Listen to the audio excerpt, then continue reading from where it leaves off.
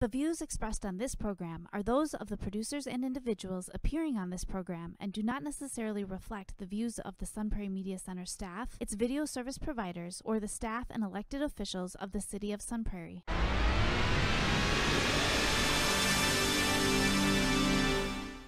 Hello there, and welcome to Real Reviews. My name is Jameson Rabbit, and this week I am so pleased to be joined by a special guest. You've seen him on the show before, but never in this form. It's my good friend, Mr. Jason Spencer. How's it going, guys? It's so good to have you here. I'm not in a van this time. Yes. Over Skype.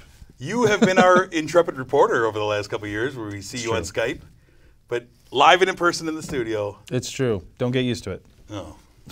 All right. I thought you were going to be my full-time guy now. I'm a one and done. Oh, one and done. Man, we'll see. All right, fine. Well, we'll see how this goes then. All right, let's get into some movie talk. This week we got a couple, 2-3 movies to chat about. But the first one we have is our on-the-marquee film. You can see it in big screens or small screens across this country. I'm talking about Halloween Ends. This is the third movie in the David Gordon Green directed trilogy, where we come back to see what's going on with Laurie and Michael and all the family drama. Of course, Jamie Lee Curtis back in what is supposed to be her final chance at the role of Laurie Strode.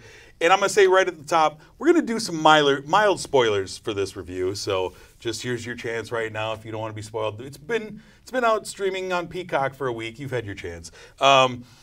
So we return to Haddonfield. The movie opens with this young man, Corey, played by Rohan Campbell, who is tasked with babysitting a young boy. And it sets up as your typical horror intro, a babysitter, a kid. But it ends up with this young boy dead in an accident and Corey assumed to have killed this young child. Cut to 4 years later. Corey is struggling a bit as a loner in a town where everyone thinks he's a child killer. His mother is abusive. Heck, even the school marching band is bullying this guy. You don't see that in movies very often. He's kind of a pariah to society. Where's Laurie, you ask? Well, good question. She has decided to move on with her life after the horrors of the previous films and the death of her daughter. She's living with her daughter, Allison, played by Andy Matichak.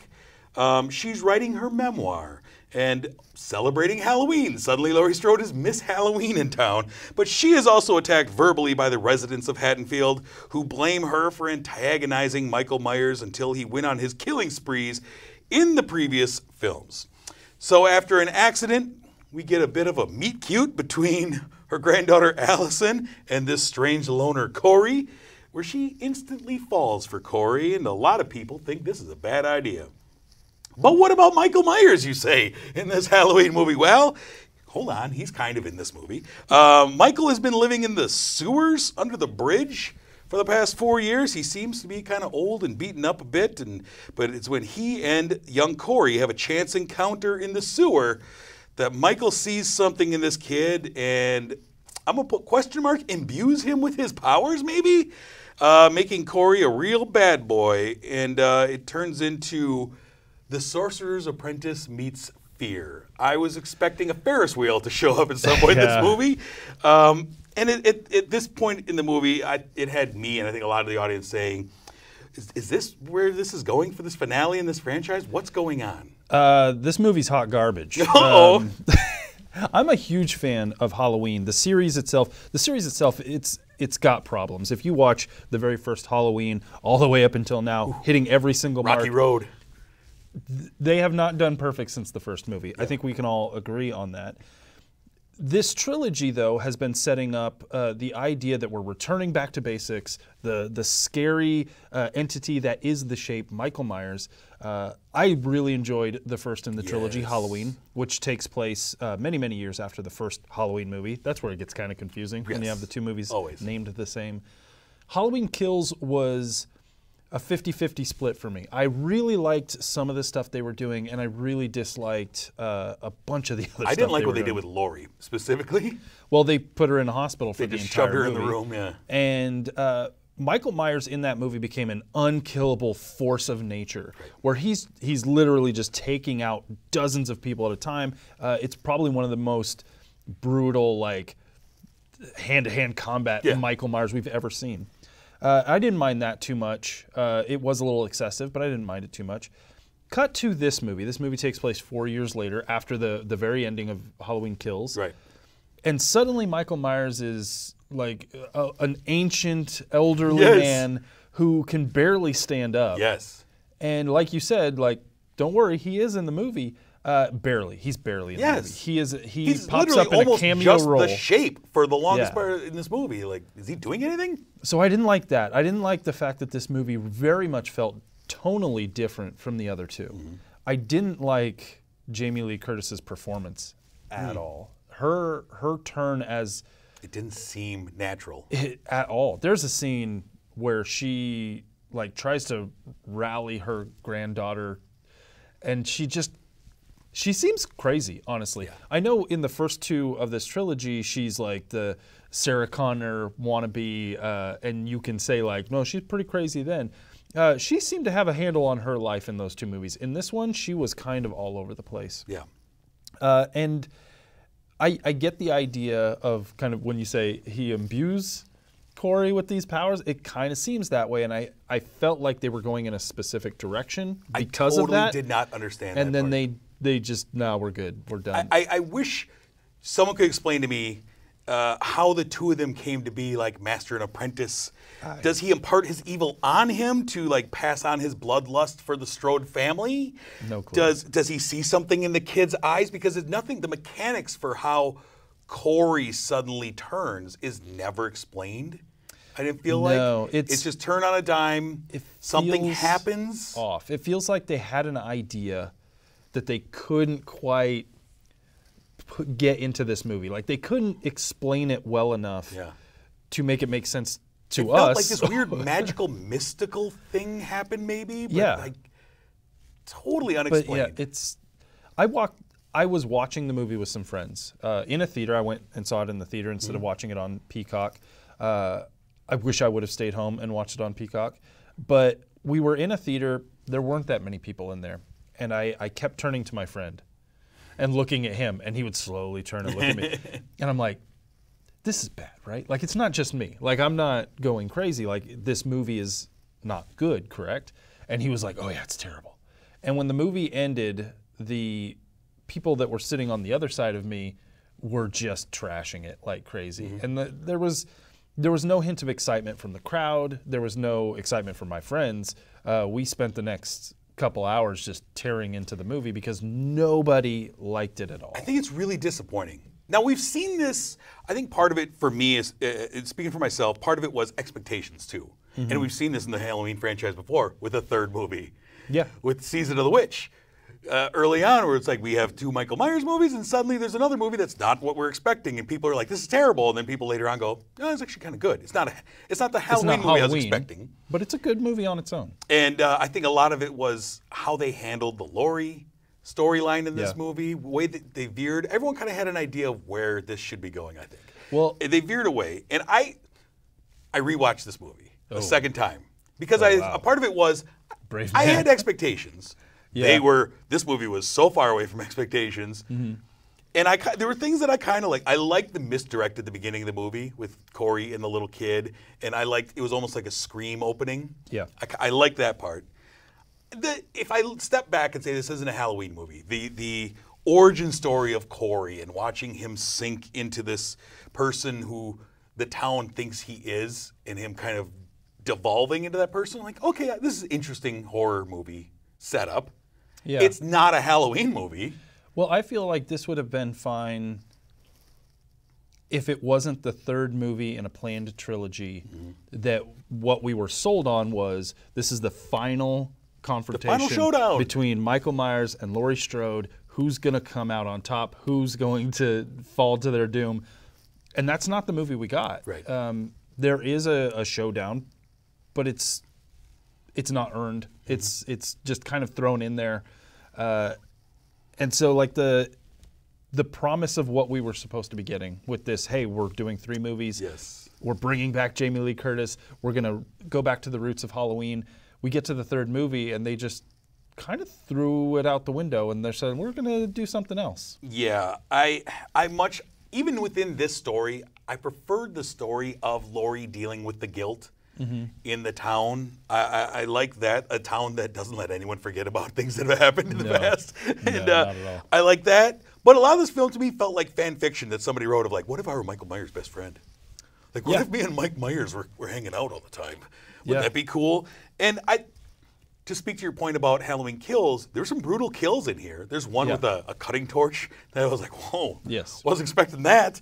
But yeah, I think a lot of it for me was just expectations in what delivered was very disappointing.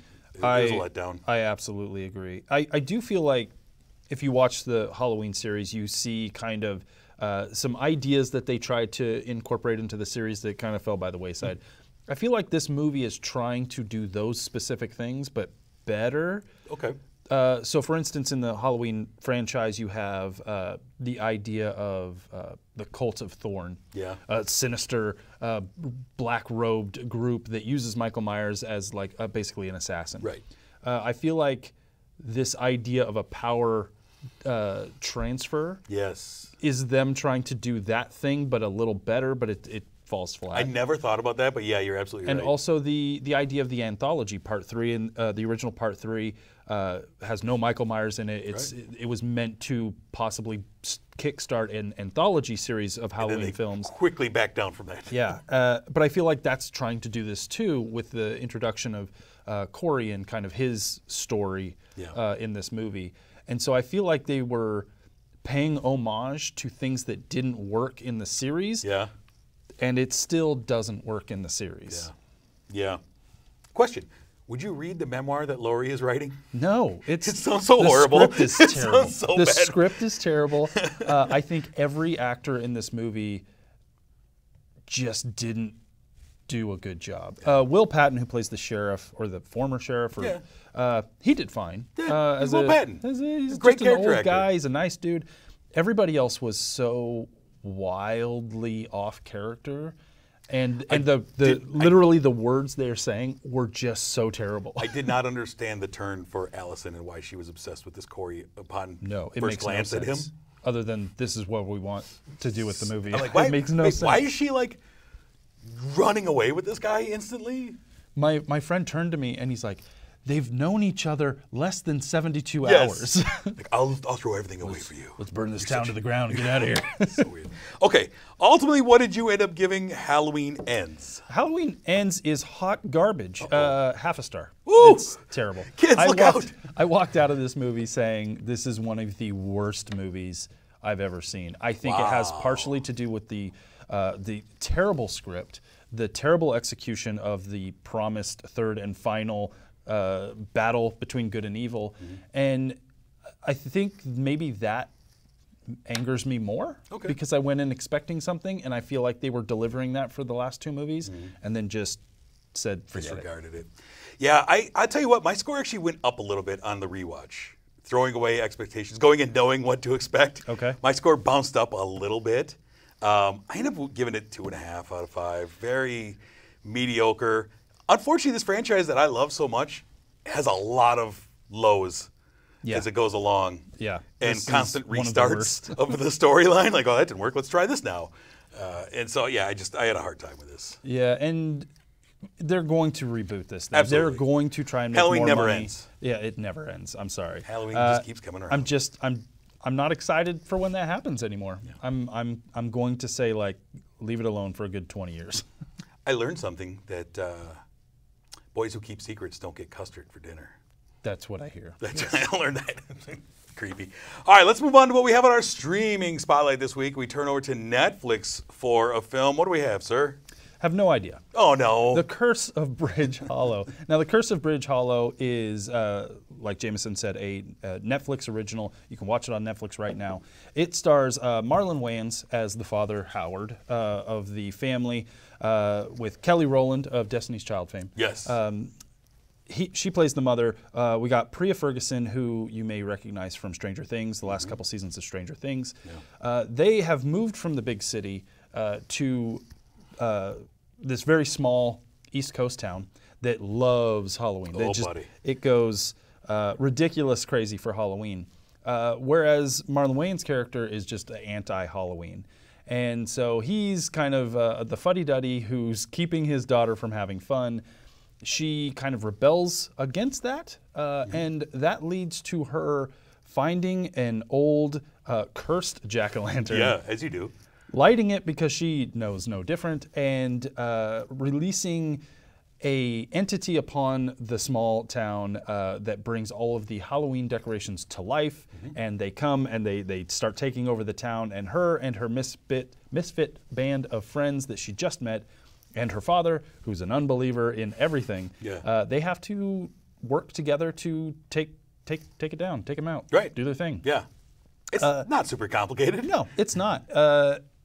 I enjoyed this movie. Did you? Coming off of Halloween Ends. You were laughing over there. I was. There were some chuckles there. Here's the thing. This movie is very much a callback to what I feel like is some of my favorite childhood memories of Halloween. When ABC and CBS, all those channels would, when Halloween came out, they would do the Halloween episodes of all their best and biggest shows. They would do Halloween movies, Sunday night family movie. Yeah. We're going to do something that is spooky that all the family can watch together, but isn't going to be like, heads being ripped off and all that kind of stuff. And this movie is that encapsulated. It is. Is it the greatest acting in the world? Is it the best script in the world? Not really, but it's fun. It's something you can watch with your kids every Halloween kind of thing. I don't know. It really kind of scratched that itch for the family spooky movie that I remember from my childhood. Yeah, I don't like Marlon Wayans, and he was fine in this. I just don't. I've had a long history of not liking him in things because he always is. He plays the same guy in everything. I feel like he's over the top. He's scared. In this one, he's scared of everything. He's oblivious to anything. Yep. He's a smart guy who's pretty dumb.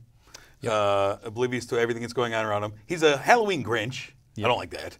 I feel like the movie's kind of a derivative of a lot of other movies of this type. Oh, it definitely is. It felt like a Hallmark movie in that a small town that over-celebrates usually Christmas, but Halloween here. The whole town is into it. Got to do something new on Netflix. Oh, you're the outsider who doesn't like it.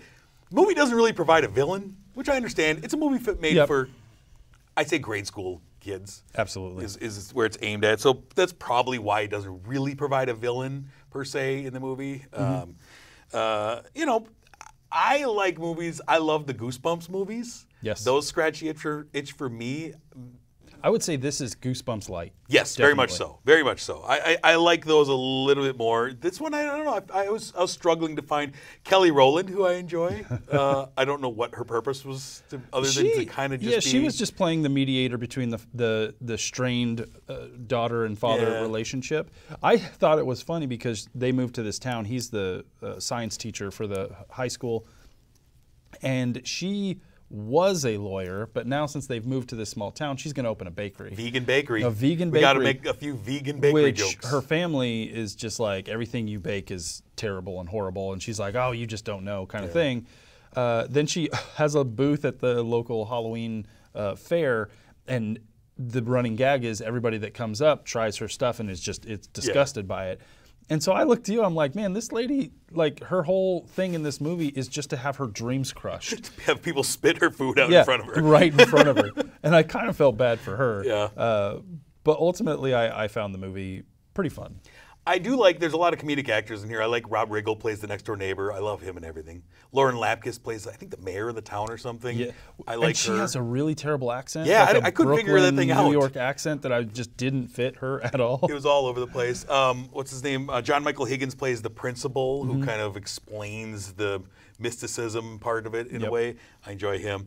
I like Priya Ferguson. I think she's entertaining, and part of that probably is residue from her role in the most recent season of Stranger Things, where I really liked her in the latest season. Yeah. And I haven't seen her in anything else since.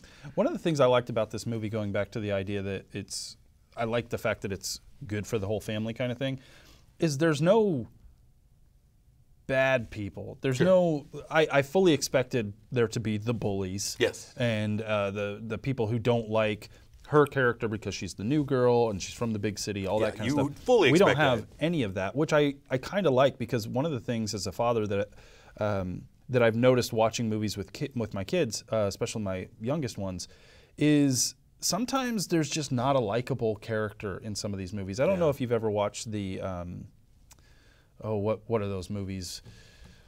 Series of movies with I just totally. It's a book series. Okay. With Stinky Cheese. Diary of a Wimpy Kid? Diary of a Wimpy Kid. Yes. I drove a long way to be here, guys. Right. But the main character in those movies is genuinely not a good person. Very few unlikable characters to cheer for. The whole movie is you following this kid around while he's just a terrible person. Terrible friend, terrible son, terrible brother. I agree. And that's the person you are giving to the children to kind of live this story through. And I hate that. I hate those movies. I hate those books because of that. This one doesn't have that problem for me. I call that the Caillou problem. Yeah, there you go. I hated that Caillou kid when my kids were little. I skipped that one. I root for this guy. All right. What did you ultimately give The Curse of Bridge Hollow? I honestly can't remember. Let's see what it says. 3 stars. Yes, I was going to say 3 or 3.5. It is very much a middle of the road type of movie, but if you have young kids and want to sit down with some popcorn on a dark October night before Halloween, this is one I would absolutely recommend. Oh, Hallows Eve. What did I give it? I think I gave it 2 stars. Yeah, I mean, it's all right. It's okay. Not for me. It's not made for me. Maybe my kid would give it. My kid might give it 3. I don't know, but 2 for me. That's over on Netflix, though. Let's move on to what we have on our movie throwback this week. We go to the year of 1982 for a little film called The Thing. John Carpenter directed it. The man who created and directed the original Halloween movie brings us The Thing. It is stars Kurt Russell as McCready, and it's a cast of that guys. Oh, yeah. So many oh man, that guy. Oh yeah, here we go. It's a team of scientists in Antarctica who encounter a thing after receiving a warning that they didn't understand from a Norwegian researcher who invaded the camp chasing a dog. They also discover a horrifying corpse that looks like nothing they've ever seen before. Absolutely. And pretty quickly, the team realizes that something isn't right with this dog as it transforms into something horrific and parasitic. This thing can invade anything living without the host even realizing it, which it manifests into this horrible thing and leads to a lot of paranoia amongst the crew as they suspect each other of being a host to this alien. And man, I love this movie. It scratches so many itches for me, much like Alien and other films where you have a crew in a hostile land, in a hostile area, something unexplained happening, chaos and paranoia sets in, and it's just a bunch of really interesting actors. And this movie, man, made me love Kurt Russell. He's cool in this movie. He is, even with the crazy hat he has. And I feel like that he was, for a while, he was John Carpenter's muse. Oh, yeah. Starting with the Elvis movie, The Thing, Escape from New York a couple years later. What was the other one he had? Big Trouble in Little China. Yep. He was going to cast him in They Live and then decided, maybe I should look somewhere else. I'll go to Roddy Piper. Yeah. But, he's cool, especially when he's holding the flamethrower. Him and Keith David swinging flamethrowers around. That's a good time. Yeah, absolutely. I saw this movie last week in a small art house theater. It was doing a midnight showing of The Thing, the restored version of it too, which it looked flawless.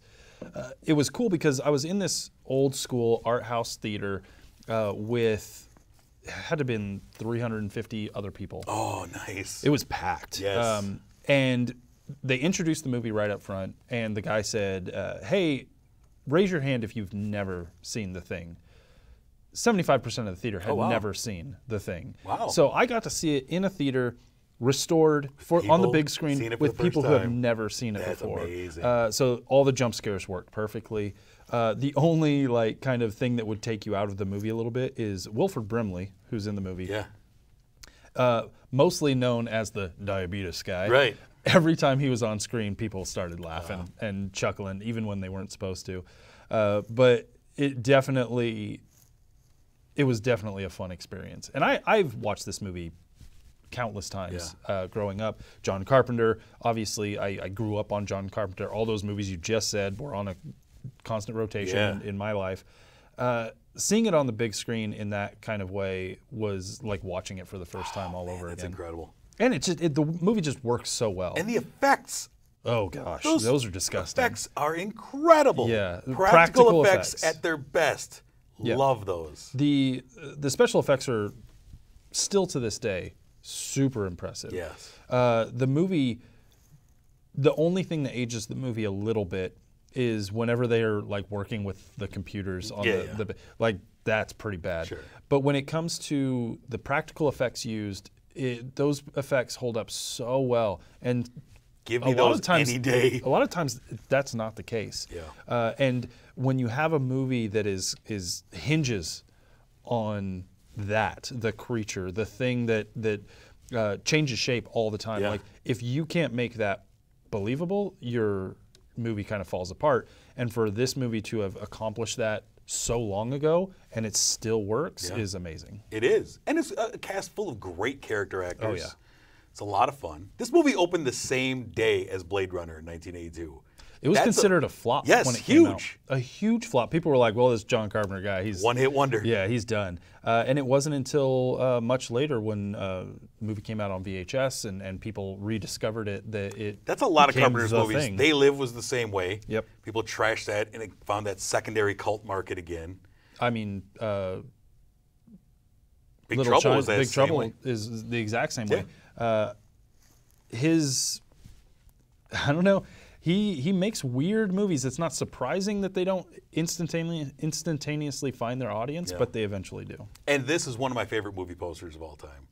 Cover art. Drew Struzan. Oh, Drew Struzan. Knocked that thing out in less than a day. Just I know. I haven't even seen the movie. How about this? It doesn't even really fit no, it really doesn't. in what you're about to watch, but man, it's a striking image. Is this your favorite Wilford Brimley movie? No. No? Cocoon, You're a Cocoon guy all the way. Yes. Him and the Goot. You can't keep a good Goot down. You absolutely can't. That's the quote. That's the pull quote for this episode. All right, let's take a look ahead at some films that are going to be classics, I'm sure. The weekend of October 28th are coming soon. We have a few movies. The first one is a film called Tar, Todd Field's new film starring Cate Blanchett as Lydia Tarr, the greatest living composer and conductor, the first female music director of a major German orchestra. It's fictional. It looks great. It looks powerful. I haven't It's really seen interesting. a thing for it. I mean, it's Cate Blanchett. Yes. We both agree on her. Yes. Amazing. We also have in theaters Pray for the Devil. In theaters, a new exorcism film about a nun who has answered a call to be the first female exorcist. But what brings her into this situation is, it's pure evil. Yeah. As exorcisms usually are. I saw the trailer. I'm intrigued. Very good. And then over on our streaming on Netflix, we have a film called The Good Nurse, starring Jessica Chastain and Eddie Redmayne, about an infamous caregiver implicated in the deaths of hundreds of hospital patients. I'm 50-50 on Eddie Redmayne, but I like Jessica Chastain. There you go. I'll check it out. Also on Netflix, All Quiet on the Western Front is a remake of the 1930s classic featuring a terrifying experience of a young German soldier on the Western Front during World War I. Stars Daniel Bruhl. And then lastly, we also on Netflix have a film called Wendell and Wild, which I'm very excited for. It's a Netflix stop-motion film from the legendary stop-motion filmmaker Henry Selick, who made Coraline, James and the Giant Peach, Nightmare Before Christmas, like the big hits for that style.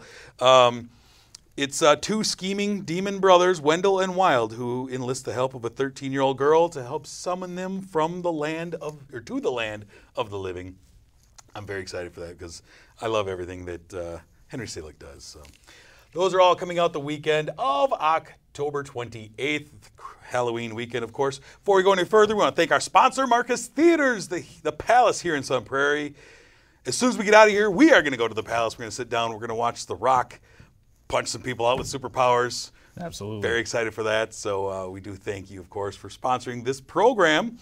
Next week, I'm going to be talking about Black Adam. I'm going to be talking about Ticket to Paradise, My Policeman, and a streaming film called The School for Good and Evil. It's all going to be happening next week, so make sure you tune in. Mr. Jason, thank you again for joining me, bringing your expertise. No problem. I love it. It was great having you here. I had a good time. Come back soon. I'm We're going to start a letter writing campaign. People are going to get that guy in here. All right. They're going to be like, he didn't like Halloween. Yeah, right. All right, until next week, I'm Jameson. I'm Jason. Thanks for watching.